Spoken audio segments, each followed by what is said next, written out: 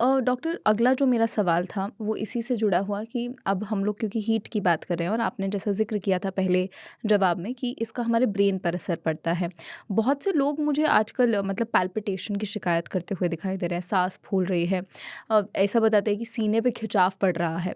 तो क्या एग्ज़ैक्टली हमारे शरीर के अंगों को किस-किस तरह से प्रभावित कर रहा है ये? जी देखिए, हीट के कारण जो शरीर के ऊपर असर पड़ता है वो माइल्ड से लेके सीवियर तक हो सकता है। अगर हम माइल्डेस्ट फॉर्म में कंसिडर करें, जो सबसे मामूली होगा वो हीट रैश, जिसे हम प्रिकली हीट कहते हैं। तो शरीर पे लाल रंग के छोटे छोटे दाने हो जाना, चाहे वो छाती पे हो, बगल में हो या जांघ वाले एरिया में हो। तो इसके लिए सिर्फ टैल्कम पाउडर वगैरह और गर्मी और नमी से बचने की ज़रूरत है।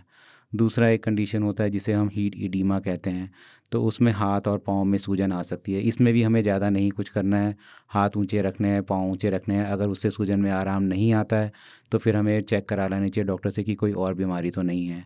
तीसरा होता है हीट एग्जॉशन।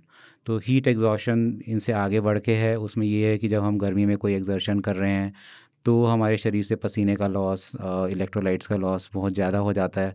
तो उसके कारण फिर हमें डिज़ीनेस या फेंटनेस महसूस हो सकती है, धड़कन तेज़, जो पैल्पिटेशन आप ज़िक्र कर रहे थे वो चीज़ हो सकती है, प्यास ज़्यादा लग सकती है, पेशाब में कमी आ सकती है और तापमान 100-101 के बीच में जा सकता है। तो इसमें फिर सिर दर्द, उल्टी और लूज़ मोशन भी हो सकते हैं।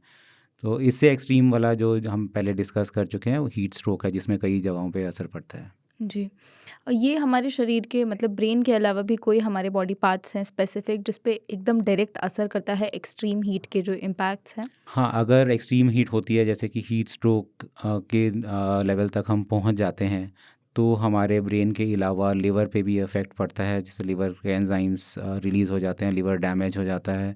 हमारी जो किडनी है उस पे भी असर पड़ता है, तो किडनी ठीक से काम नहीं कर पाती है, पेशाब ठीक से नहीं बन पाता है। हमारे मसल्स को डैमेज हो सकता है, जिसे हम रैप्डोमायोलाइसिस के नाम से जानते हैं।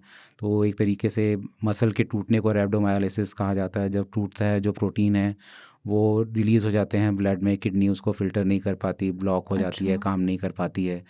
इसके अलावा जो खून जमने के लिए जो हमारे विशेष कण हैं खून के, वो भी डैमेज हो जाते हैं, जिसे हम डीआईसी या डिसेमिनेटेड इंट्रावेस्कुलर कोआगुलेशन कहते हैं, जिसके कारण खून जमने की शक्ति में भी कमी आती है। तो एक तरीके से ये मल्टी ऑर्गन फेलियर हो सकता है। Multi organ failure.